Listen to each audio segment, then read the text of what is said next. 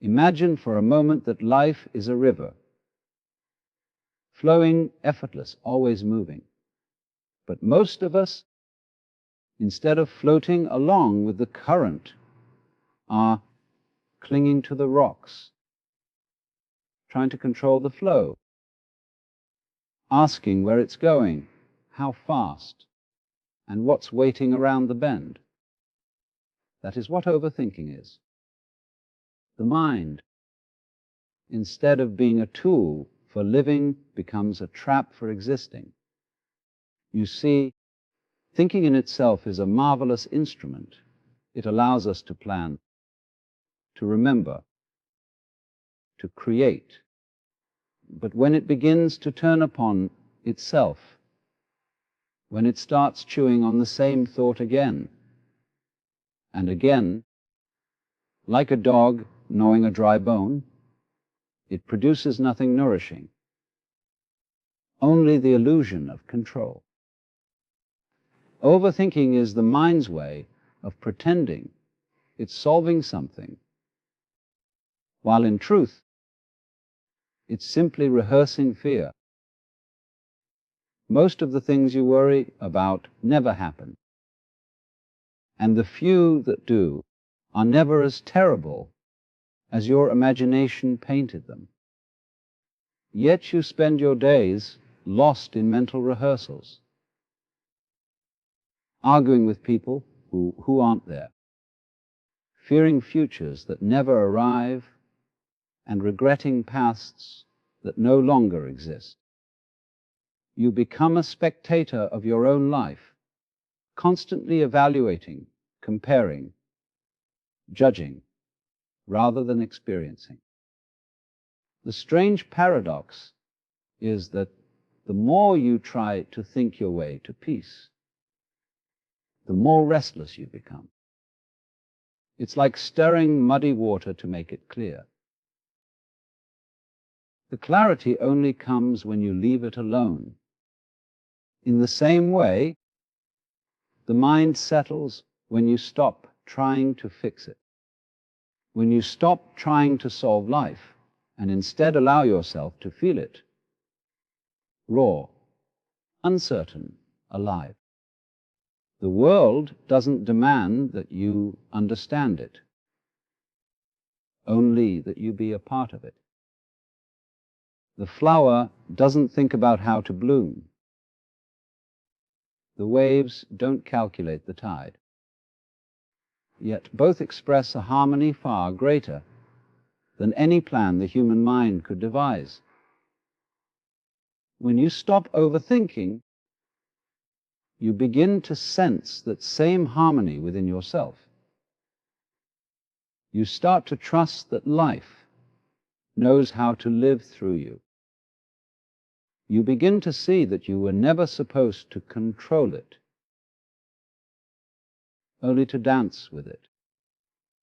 And when you finally stop wrestling with your thoughts, when you allow silence to exist without trying to fill it, you find something extraordinary waiting underneath all that noise.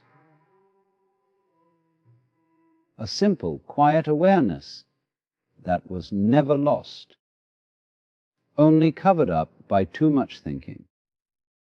When you stop for a moment and simply look, really look at what is happening in your mind, you may begin to notice that almost all your suffering arises not from what is, but from what you think about what is. The situation itself, stripped of your commentary, is often neutral, fleeting, almost harmless. Yet the mind weaves stories around it, looping endlessly, constructing 1,000 possibilities, most of which will never come to pass. This is the great irony. The mind that evolved to protect us now traps us in invisible prisons built from thoughts that have no substance outside of our imagination. You sit alone replaying a conversation you had 3 days ago, dissecting every word, wondering what the other person meant, how you could have said it differently. You lie awake, constructing imaginary futures. What if this happens? What if that goes wrong? You treat these imaginations as if they were real events demanding your attention. The heart races, the body tightens, the breath shortens. The body, poor thing, doesn't know the difference between imagination and reality. It reacts to your thoughts as though they were happening now. Overthinking is not merely mental noise. It is a full body illusion, a way of living inside dreams that you mistake for truth. The problem is not thinking itself. Thought is a beautiful instrument, but you were never meant to live inside it. The mind is a map, not the territory. You cannot walk across a paper map to reach a mountain. You must step into the real landscape. Yet, most people wander endlessly through mental maps, comparing routes, calculating distances, arguing over the best path, all while the mountain waits silently outside. The trouble begins when we start believing that if we think long enough, we will finally reach certainty. The mind promises just one more analysis, one more scenario, and then I'll feel secure. But that promise is a mirage. The very act of chasing certainty guarantees that you will never find it. Because life itself, wild, flowing, unpredictable, refuses to be pinned down. To live fully, you must embrace uncertainty, not solve it. You can observe this directly in your own experience. Notice how every plan you make eventually collides with the unexpected. You plan your day, and then a phone call changes everything. You imagine how someone will respond, and they surprise you. You picture your future, and life delivers something entirely different. And yet, instead of learning from this, the mind doubles down. It says, next time I'll plan better. Next time I'll control it. It refuses to accept that life's beauty lies in its uncontrollability. Overthinking is our rebellion against this truth. It is the ego's attempt to turn a flowing river into a solid structure. The more you try to control life with thought, the more it slips away. Imagine holding water in your hands. The tighter you squeeze, the faster it leaks out between your fingers. In the same way, when you grasp too tightly at certainty, you lose touch with the living moment that is always here. The present is simple. It requires no analysis. It doesn't demand you to fix it. It just is. But overthinking drags you out of this simplicity into the labyrinth of what if. You might notice that overthinking often wears the disguise of responsibility. You tell yourself, I'm just being careful. I'm preparing. I'm reflecting. And yes, sometimes careful thought is useful, but most of the time, reflection turns into rumination. thinking that has forgotten its purpose. It is like a fire that once kept you warm, but now burns out of control, consuming the very house it was meant to heat. The modern world, with its endless choices and constant stimulation, fuels this habit. Every decision becomes an analysis. What should I eat? What should I wear? What should I become? Even the act of relaxing becomes another task on your list of things to optimize. We have created a culture that rewards the restless mind, that equates constant analysis with intelligence. Yet wisdom often speaks only when thought grows quiet. The art of living well is not about silencing the mind. That would be another form of control. It's about seeing thought for what it is, a movement, like wind passing through the trees. You don't need to stop the wind. You just stop mistaking it for who you are. You can watch your thoughts arise and pass without climbing inside each one. They lose their grip when you stop feeding them with belief. Overthinking thrives on resistance. The more you resist a thought, I shouldn't be thinking this. Why can't I stop? The stronger it becomes. It's like trying to push away quicksand. The harder you struggle, the deeper you sink. But when you allow the thought to be there, when you observe it without judgment, it begins to dissolve on its own. The mind, left unbothered, has a natural rhythm of rest. Notice how children move through life. They don't dwell on the past or forecast the future. They feel, they act, they return to the moment. They cry, laugh, stumble, get up, and move on. Their minds are open channels for experience. But as we grow, we are taught to live in our heads, to evaluate everything, to measure worth, to anticipate outcomes. We trade presence for performance, spontaneity for certainty, and soon we forget how to simply be. When you start to see overthinking clearly, you realize that it's often a symptom of fear. Fear of failure, fear of loss, fear of not being enough. The mind spins because it cannot accept not knowing.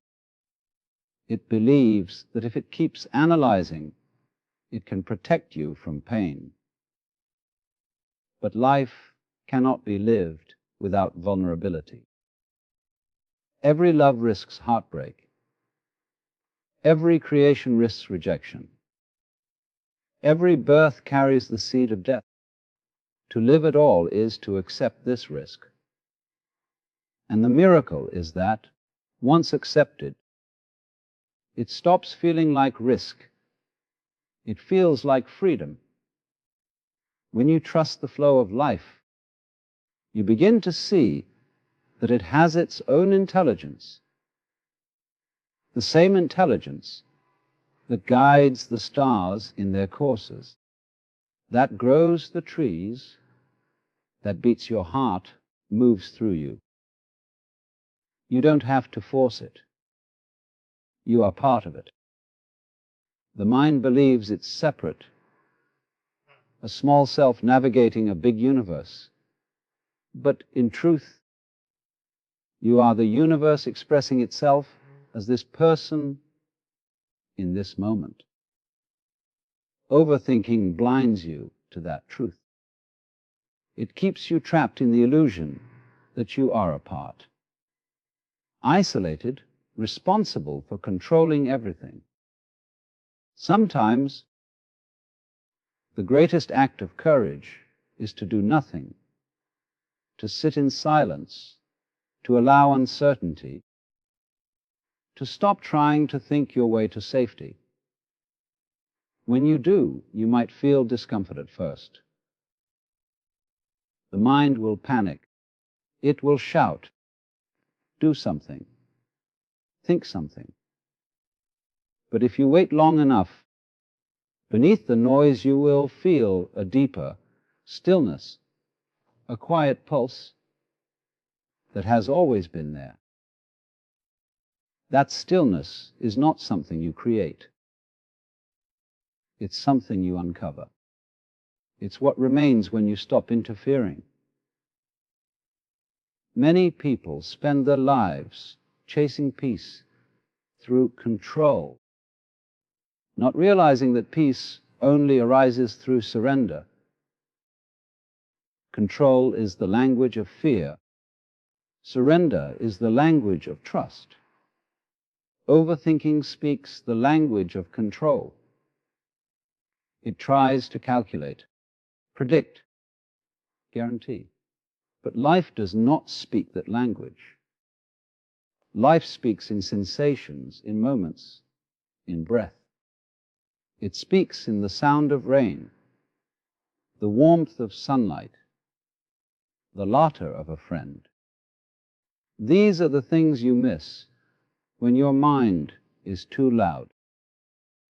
Have you ever noticed how time seems to vanish? You are fully engaged in something you love, whether painting, dancing, writing, or walking in nature. In those moments, you are not thinking about doing it. You are the doing. The sense of me and my thoughts dissolves, replaced by pure presence. That is what freedom from overthinking feels like. It's not an empty silence. It's an alive silence. Awareness unburdened by commentary. This doesn't mean you become passive or careless. In fact, action becomes more precise when it arises from presence rather than analysis. When you are not tangled in thought, you see situations clearly and respond naturally. The right action reveals itself without effort. Just as your hand moves instinctively to catch a falling cup. Wisdom acts spontaneously, overthinking delays, hesitates, dotes. The mind, left unchecked, will always demand more certainty, more information, more rehearsal. It believes that if it can label everything, it can finally rest. But the mind can never label the mystery of existence.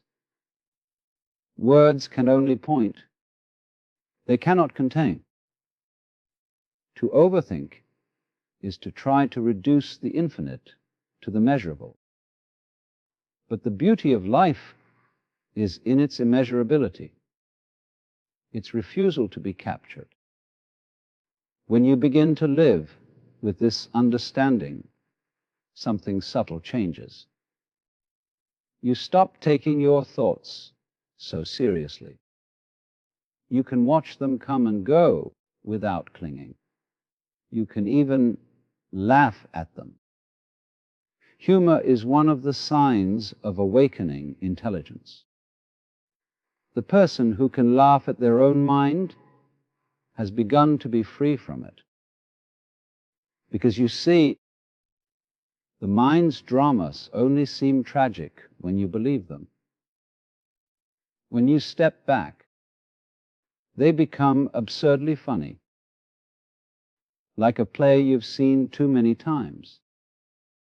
You start noticing how much of your mental energy is spent constructing identities, comparing yourself with others, revisiting mistakes, fantasizing about future victories or disasters.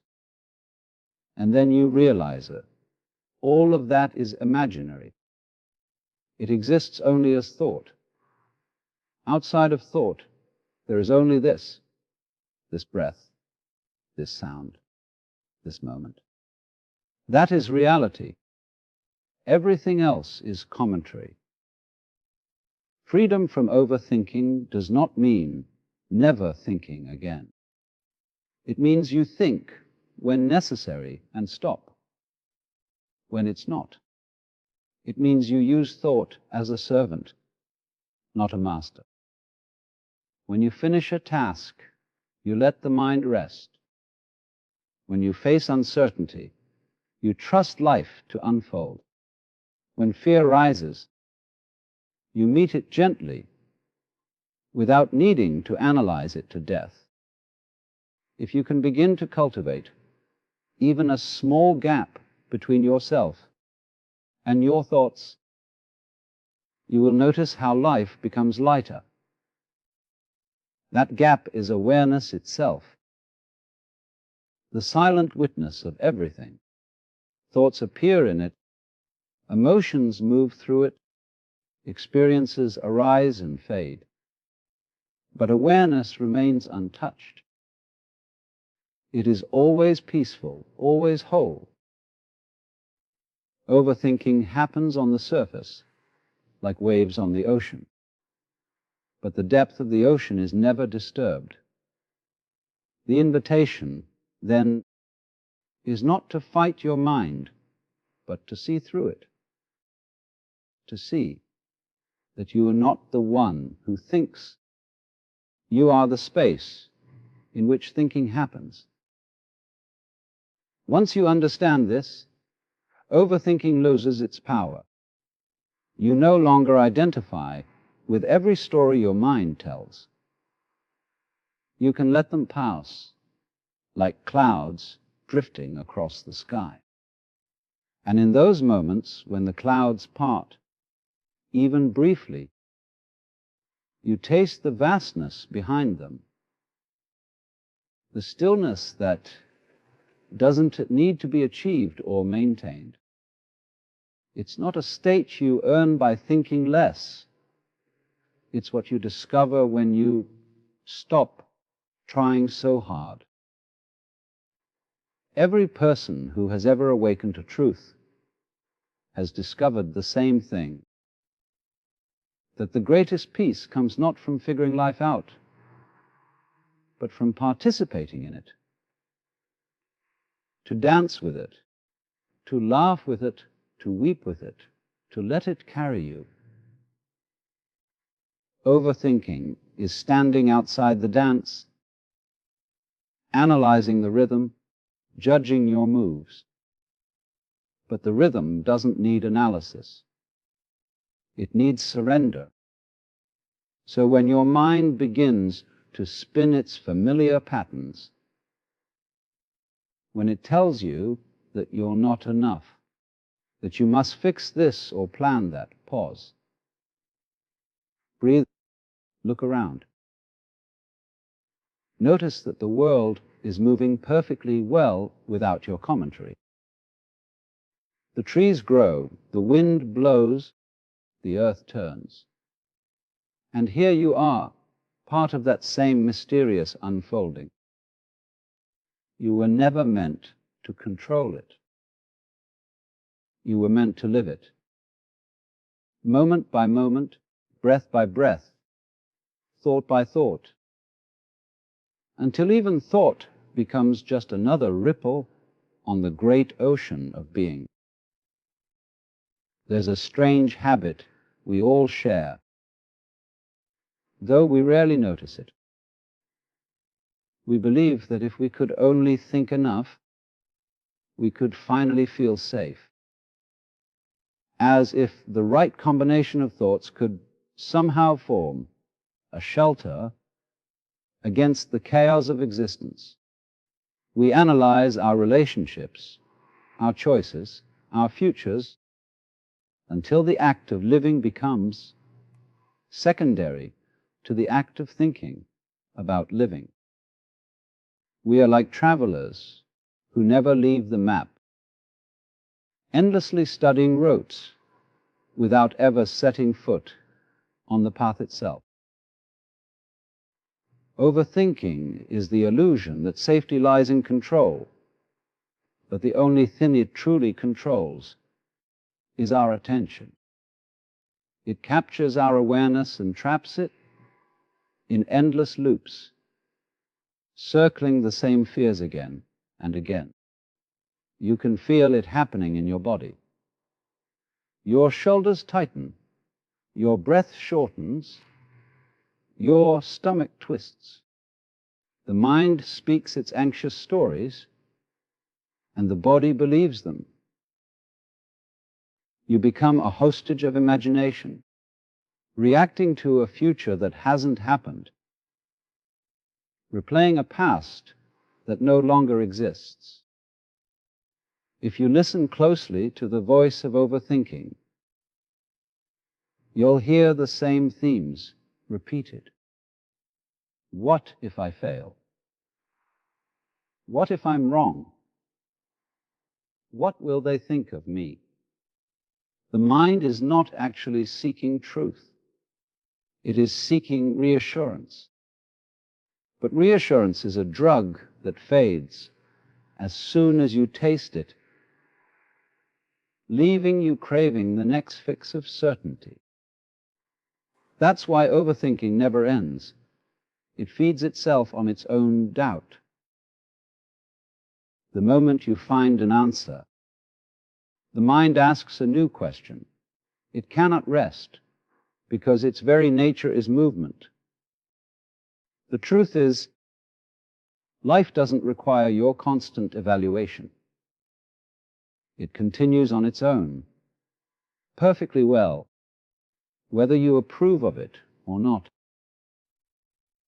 The grass grows without consulting your preferences. The seasons change without asking your permission. The heart beats without your instruction.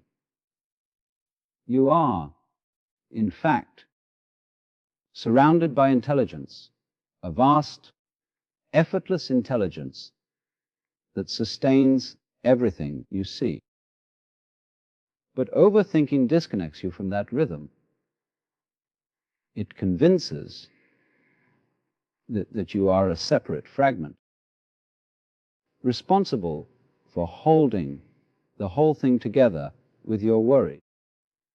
Consider for a moment how much energy is spent thinking about how to live instead of simply living. You worry about being happy, about being productive, about being successful, as if these were problems to be solved instead of experiences to be lived. You watch others and compare yourself endlessly, as if life were a competition with measurable scores. Overthinking replaces wonder with judgment and spontaneity with self-consciousness. You are no longer dancing with life. You are standing at the edge of the floor, rehearsing your steps while the music passes you by. The mind wants to predict because unpredictability feels like danger. Yet paradoxically, the moments we cherish most are the ones we never planned. Falling in love, discovering something new, laughing unexpectedly. None of these can be manufactured by thought. They arise from the gaps between thoughts, from the open space where control is surrendered. Overthinking closes that space. It tries to design joy instead of allowing it to happen. You may notice how overthinking can disguise itself, self-improvement. You tell yourself that you're just trying to understand yourself better or to prepare for the future. But understanding yourself does not come from dissecting your every emotion. It comes from seeing those emotions without judgment, from letting them move through you like waves. And preparing for the future doesn't mean trying to predict it. It means meeting it with openness. Overthinking confuses preparation with paranoia. Most people carry a mental dialogue that never stops, a constant narration of their lives. I should have done that. Why did she say that? What will happen next? If you listen long enough, you'll realize that this inner voice isn't truly you. It's a kind of echo, a learned habit of commentary passed down through conditioning. You've been taught since childhood to analyze, to label, to evaluate everything. But beneath that noise, there is a silent awareness that has always been present, even before you learn to think. That awareness is who you really are. Overthinking keeps you from touching that stillness. It fills every quiet space with noise because it is terrified of silence. In silence, the illusion of control dissolves and the mind fears dissolution above all.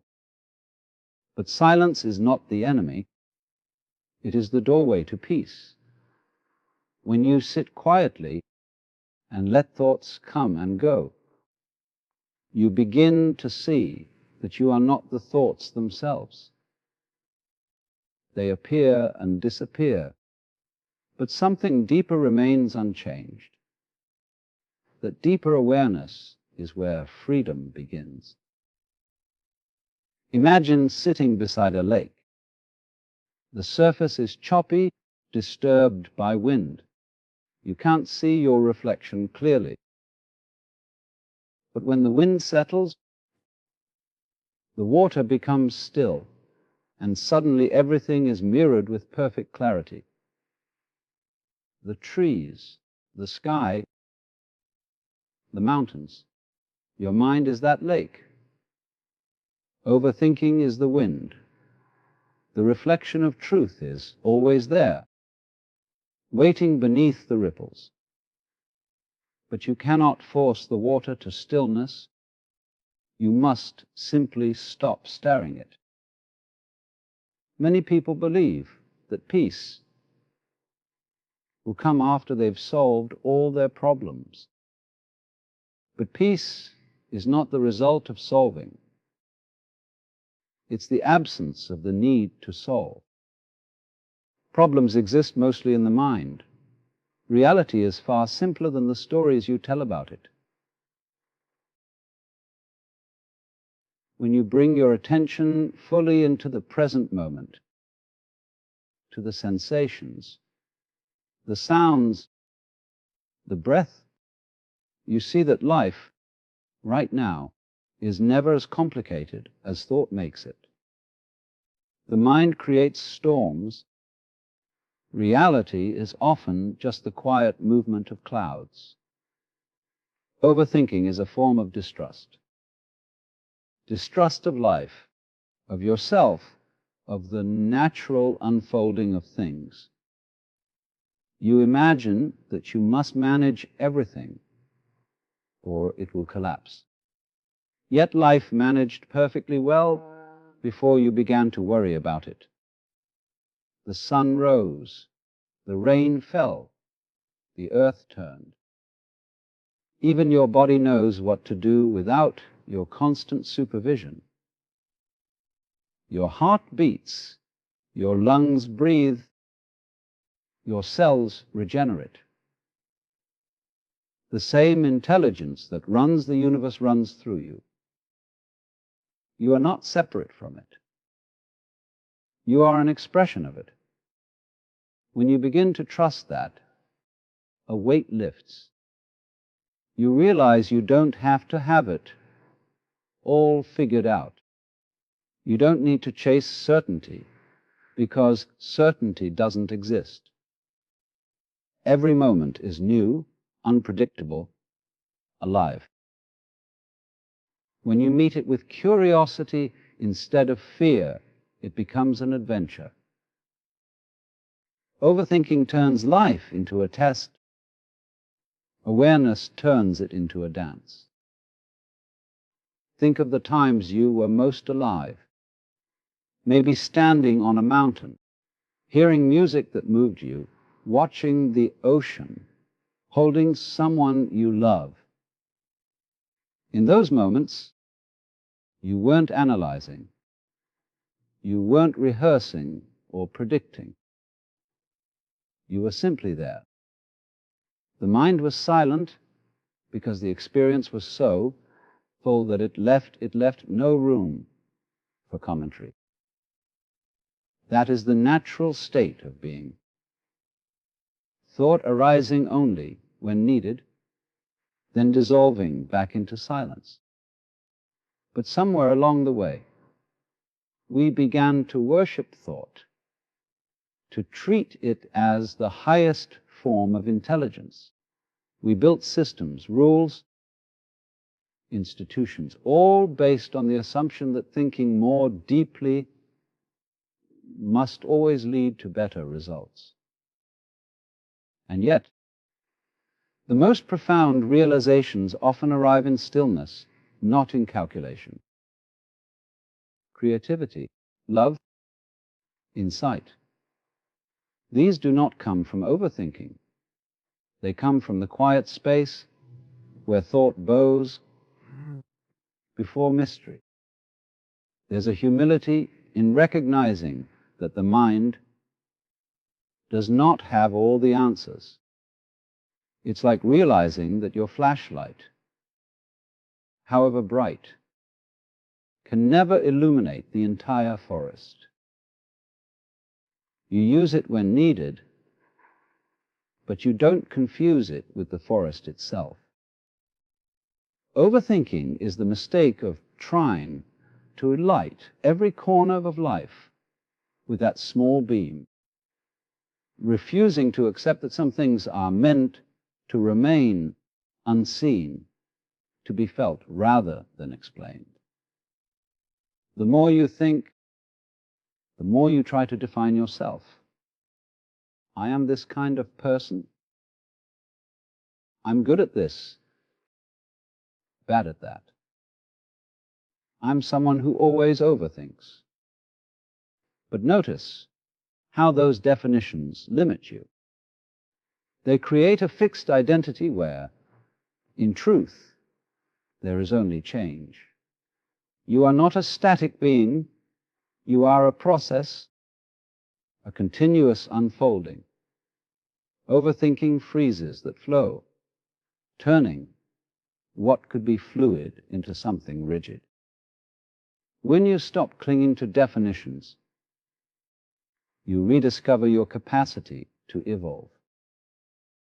Even the desire to stop overthinking can become another trap for the thinker. The mind says, I must stop this. I must control my thoughts. But that is just more thinking disguised as discipline. You cannot fight the mind with the mind. You can only watch it gently, patiently, without resistance. Eventually, the watching becomes more interesting than the thinking itself. Awareness expands, thought quiets. It's like realizing that you don't have to chase the waves. You can rest in the depth beneath them. Overthinking also distorts time. It keeps you oscillating between the past and the future, replaying one, rehearsing the other, while the present slips by unnoticed. The present is the only place life actually happens, yet it feels too simple for the restless mind. It wants to decorate the present with stories. But every story, no matter how detailed, is an escape from what's here. When you return to the immediacy of this moment, the breath entering and leaving, the sound of the wind, the warmth of sunlight, you realize that everything you were searching for was already here, hidden beneath layers of thought. Notice how animals live. A bird doesn't sit on a branch wondering whether it should have flown left instead of right. A cat doesn't lie awake night regretting what it did yesterday. They live in pure presence. That's why they appear so at ease, because they haven't divided themselves in two, the one who lives and the one who thinks about living. Humans, for all our intelligence, are often the least at peace because we mistake thought for life itself. Overthinking is not a moral failure. It's simply a habit, one passed down through generations, reinforced by fear and culture. But any habit can be unlearned. The process is gentle, not forceful. You start by noticing when you're lost in thought, not with judgment, but with curiosity. You ask, is this thought useful right now? If it is, use it. If not, let it drift away. Slowly, you begin to spend more time in awareness and less time in analysis. There's no final victory over the mind. There doesn't need to be. Thought will continue to arise as naturally as waves in the sea. But when you stop fighting them, they no longer disturb you. You can let them come and go, knowing that the vast ocean of awareness remains undisturbed. And perhaps the simplest truth of all is this: you are not broken. There is nothing wrong with you for overthinking. The mind's restlessness is just its way of trying to protect you.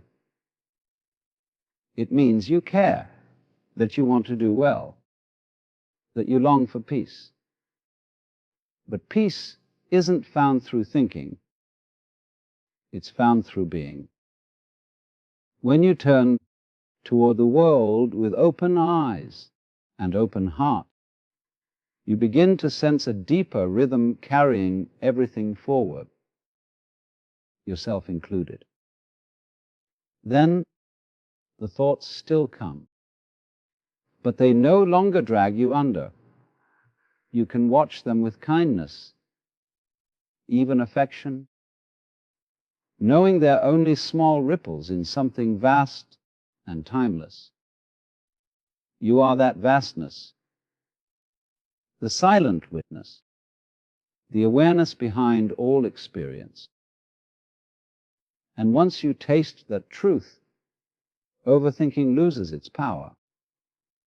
It becomes what it always was, just movement in the mind, rising and falling, like everything else, in the endless flow of life.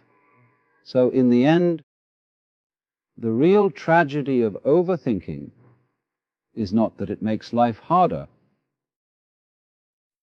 It's that it makes you miss life altogether. You stand at the doorway of every moment, waiting for permission to enter, waiting for certainty that will never come. But life was never meant to be figured out. It was meant to be felt.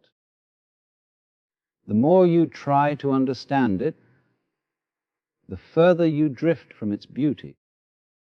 You must realize that freedom doesn't come from perfect answers. It comes from the courage to live without them. When you stop analyzing every breath and start truly breathing, when you stop rehearsing and start dancing, when you stop fearing mistakes and start embracing experience, then, and only then, you begin to live. Let your thoughts be guests, but don't hand them the keys to your home. Let life move through you. Raw, uncertain, miraculous. And trust that you are exactly where you need to be, even when you don't understand why.